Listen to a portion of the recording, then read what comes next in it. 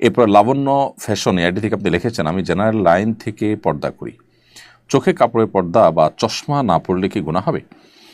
দেখুন বোন, চোখের সৌন্দর্য যদি প্রকাশিত হয় সেটাও কিন্তু পর্দার খেলাফ। সেক্ষেত্রে আপনি চশমা সানগ্লাস পরে কিংবা অন্য কোনোভাবে যথাসম্ভব চেষ্টা করবেন আপনার চোখকে পর্দার আওতায় আনার।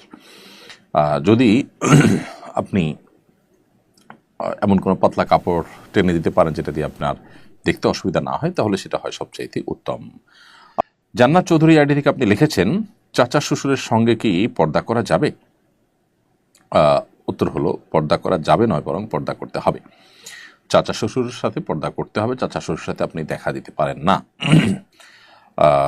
একজন নারী হিসাবে আপনার স্বামীর চাচা তিনি আপনার গায়ের মাহরাম, যার কারণে তার সাথে আপনি পর্দা মেনটেন করে চলতে হবে।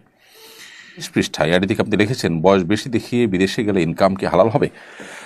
দেখুন, বয়স বেশি দেখিয়ে যদি আপনি উপার্জন করেন তাহলে আপনার সেই উপার্জন হালাল হবে যদি কাজটা হালাল হয়, কিন্তু এই যে মিথ্যা আপনি বলেছেন এবং মিথ্যার আশ্রয় আপনি নিয়েছেন, তার জন্য আপনাকে অবশ্যই আল্লাহর কাছে জবাবদিহি করতে হবে। সেজন্য খাঁটি অন্তরে আপনার তওবা করতে হবে যাতে এই ভুল আর জীবনে না হয়। নোমান ইবনে সাবের আপনি আইডি থেকে লিখেছেন, আমার বোন সিজারের সময় ডাক্তারের ভুলের কারণে মারা যায়, সে কি শহীদি মর্যাদা পাবে? ডাক্তারের ভুলের কারণে যদি মারা যায় এবং চিকিৎসা করতে গিয়ে মারা যায়, শাহাদাতের মর্যাদা তাকে দিতেও পারেন।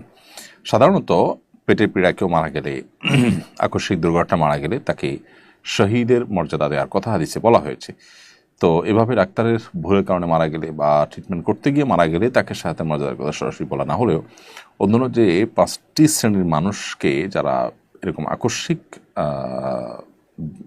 বিপদের মধ্যে পড়ে যারা মৃত্যুর মুখে পতিত হয়েছেন তাদেরকে শাহাদাতের মর্যাদা দেওয়ার কথা যে বলা হয়েছে, তার উপর ভিত্তি করে এখানেও শাহাদাতের মর্যাদা তিনি পেতে পারেন, সেই ধারণা আমরা করতেই পারি।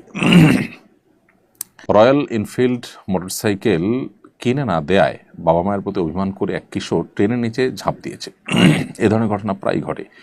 এ ধরনের দুর্ঘটনা রোধে করণীয় কি? কীভাবে সন্তানের প্রতিপালন করলে সন্তান তার বৈষয়িক বিষয়ে আগ্রহী না হয়ে পড়াশোনার প্রতি আগ্রহী হবে?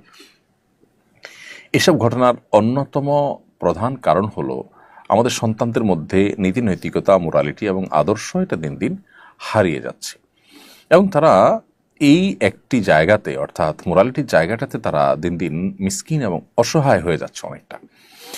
তো এই জায়গা থেকে আমাদের সন্তানদেরকে উদ্ধার করবার জন্য তাদের মধ্যে দিনই চেতনা জাগ্রত করতে হবে, আল্লাহ ভীরুতা তাদের মধ্যে তৈরি করতে হবে, নিজেরা আল্লাহ ভীরু হওয়ার চেষ্টা করতে হবে, তাহলে সন্তানরা সেখান থেকে শিখবে। সন্তানদের মধ্যে দুনিয়ার যে বৈষয়িক বিষয়গুলো আছে সেগুলো যখন প্রাধান্য পেয়ে যায়, ভোগবাদ এটা যখন তাদেরকে গ্রাস করে ফেলে, তখন আসলে শান্তি জিনিসটা তাদের এবং ফ্যামিলি থেকে উঠে যায়। এজন্য তাদেরকে অল্পে তুষ্ট থাকা, ধৈর্য ধারণ করা, স্যাক্রিফাইস করা, এই শিক্ষাগুলো তাদেরকে ছোটবেলা থেকে দিতে হয় এবং সেরকম পরিবেশে তাদেরকে রাখতে হয়। আমরা অবশ্যই বাবার জন্য সহমর্মিতা প্রকাশ করছি এবং সেই সাথে আমাদের অন্যান্য অভিভাবক যারা আছেন তাদেরকে তাদের সন্তানদের দ্বীনি এবং নৈতিক উন্নয়নে তারা যেন ভূমিকা রাখতে পারেন সেজন্য আমরা তাদেরকে উদাত্ত আহ্বান করছি, তারা যেন আগে থেকে জন্য সচেষ্ট থাকেন। আবু হুরায়রা আইডি থেকে আপনি লিখেছেন, 14 ফেব্রুয়ারিতে ফুল বিক্রি করলে কি গুনাহ হবে?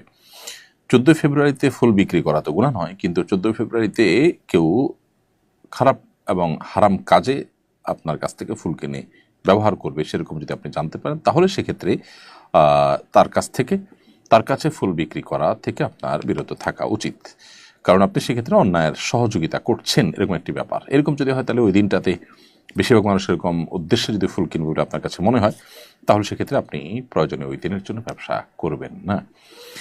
এবং ইমানদার আল্লাহর জন্য এতটুকু স্যাক্রিফাইস আল্লাহর আদেশ নিষেধকে মানতে গিয়ে তার করা উচিত এবং এর বিনিময়ে তো আমরা আল্লাহ তাআলার কাছে জান্নাত আশা করবো ইনশাআল্লাহ তাআলা।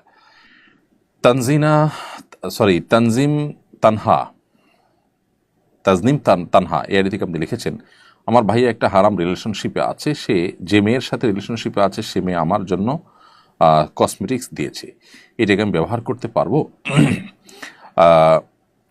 যেহেতু আপনার ভাইয়ের সাথে তার হারাম সম্পর্ক আছে, আপনি যদি এটাকে অ্যাভয়েড করে তাদেরকে এই মন্দ কাজ থেকে বিরত থাকতে এক ধরনের অ্যালার্ম বা এক ধরনের বার্তা দিতে পারেন তো সেটা অবশ্যই ভালো হবে।